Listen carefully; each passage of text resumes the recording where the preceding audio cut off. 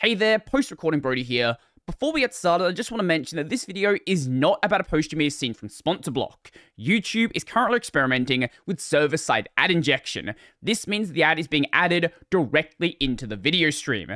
This breaks Sponsor Block since now all timestamps are offset by the ad times. This is also a pretty annoying change, but today we have something else to talk about. So back to your regularly scheduled tech. Almost every time YouTube makes a change, it's done through an A/B test, as in one group of users is on one version, another group of users is on another version, and you see the response to those different versions. You can then add as many groups as you want for all the things you need to change.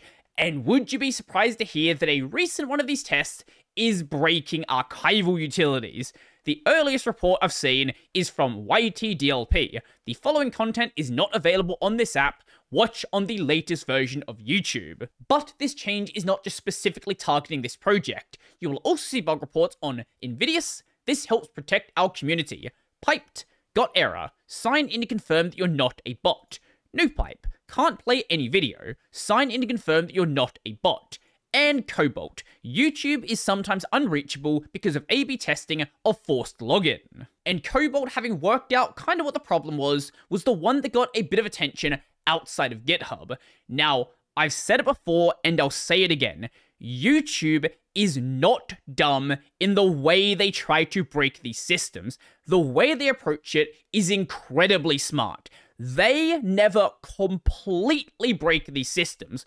All they do is make very, very minor tweaks that over time make them more and more and more inconvenient, bother the developers, cause these minor issues the developers need to deal with, eventually driving users away from these projects because they try to use them and they don't work consistently, and driving developers away from these projects because they feel like this is just an eternal battle and it is never ever going to be solved. Now, there's always going to be people that hang on until the bitter end, but the goal isn't to stop everyone, it's to slowly chip away at these projects until enough people don't care. Now, the way that each of these is presenting the bug is very, very different. In the case of Invidious, it shows it more like a user is trying to spam that specific Invidious instance, whereas these ones here are showing a bot sign-in confirmation.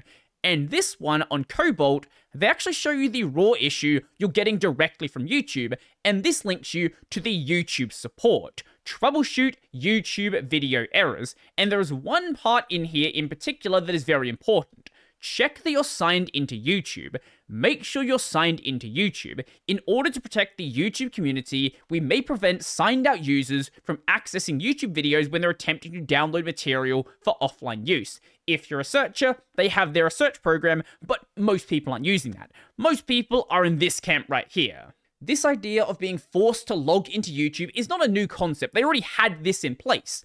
But what seems to have happened with these applications is YouTube has changed the way they're doing bot protection and bot detection, and the way that they are accessing videos to be downloaded is somehow tripping up that system, and they're being detected at a much more frequent rate. It may have happened in cases before, but it certainly wasn't enough that people were needing to report the problem. Now, all of these at the same time suddenly had this problem. This means that something on the YouTube side must have changed. Being a proprietary system, it is entirely unclear what actually changed. All we know is that now these applications just don't work like they should. Now, the best part about this is it's one thing if it just broke the applications, but if you are using one of these applications and it triggers on your side, it's also gonna break the actual YouTube client itself if you try to go to the website. Like most issues like this, it's very much a time-based issue, so after a certain amount of time, your IP address is gonna be marked as clean, and then everything is gonna work just fine. If you didn't want to wait though, this user here just changed their region using a VPN. When they changed the region, everything was working. Another option is just restarting your network, getting a different dynamic IP address, and it was also fine. Now, it's not confirmed, but it's fairly likely that this change is related to this announcement made back in April: enforcement on third-party apps. Hi everyone, we're strengthening our enforcement on third-party apps that violate YouTube's terms of service, specifically ad-blocking apps. Viewers who are using these third-party apps may experience buffering issues or see the error, the following content is not available on this app, when trying to watch a video. We want to emphasize that our terms don't allow third-party apps to turn off ads because that prevents the creator from being rewarded for viewership.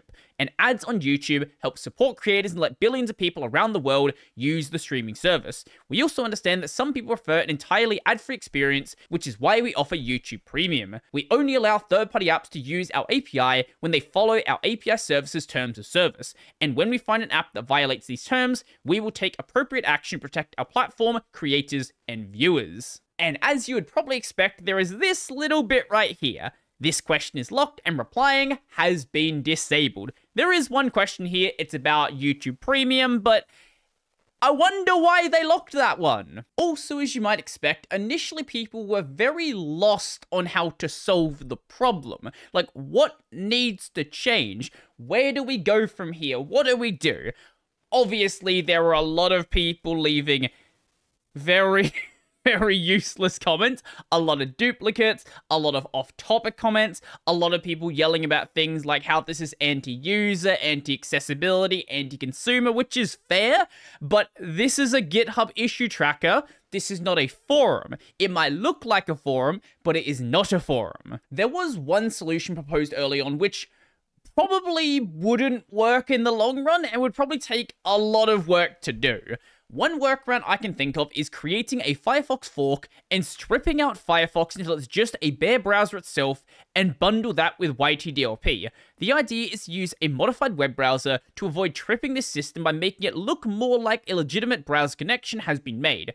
But that's complicated, and forging yt-dlp's user agent to report as the user's main everyday browser might work. Just report as Chromium. Just report as Chrome. Don't try to be fancy about it. Don't do anything special. Just pretend like you're Chrome. But a solution was discovered. Not by the yt-dlp developers, but by the Cobalt developers. Dumbmoron, which is a great GitHub name, implemented support for OAuth 2. The main instance is back to being able to download YouTube videos so far.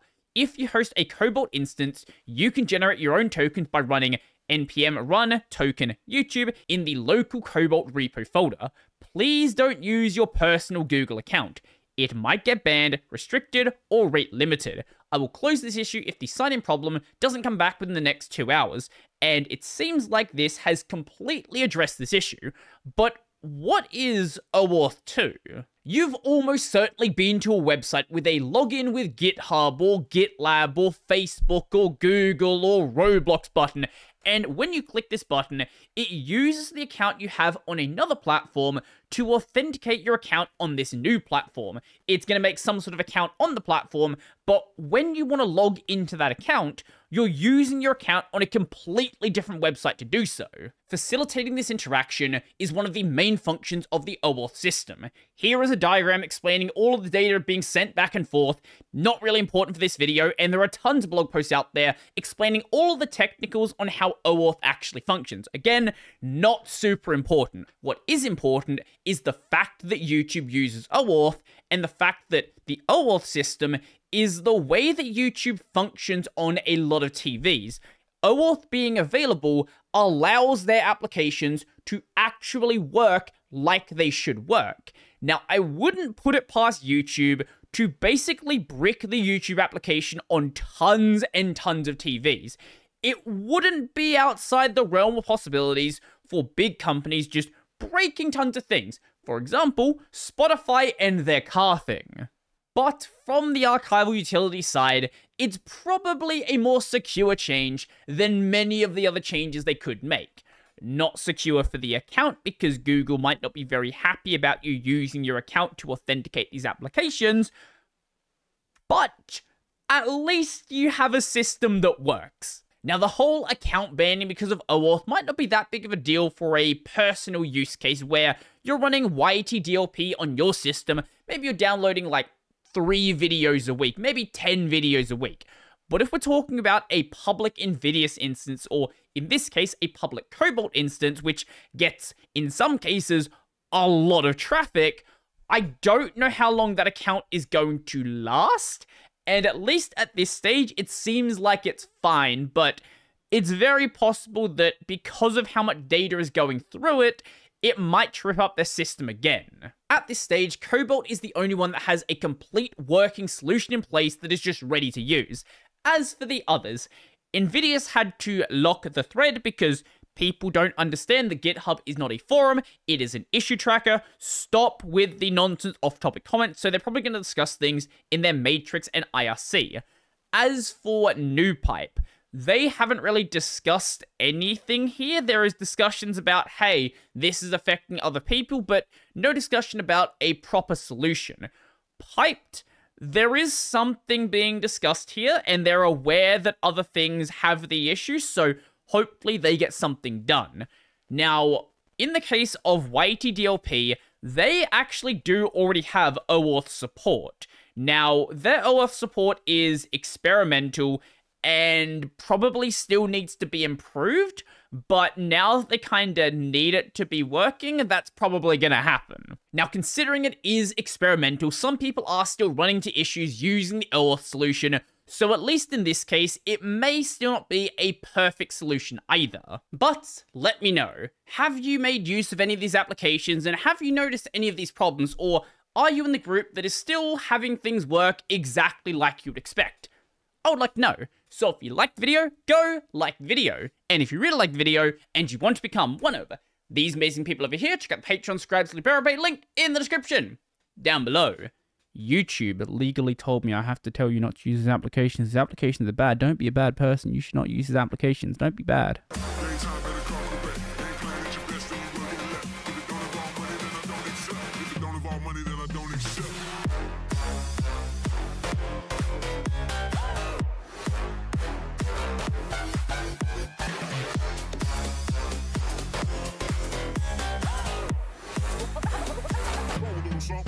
Like this.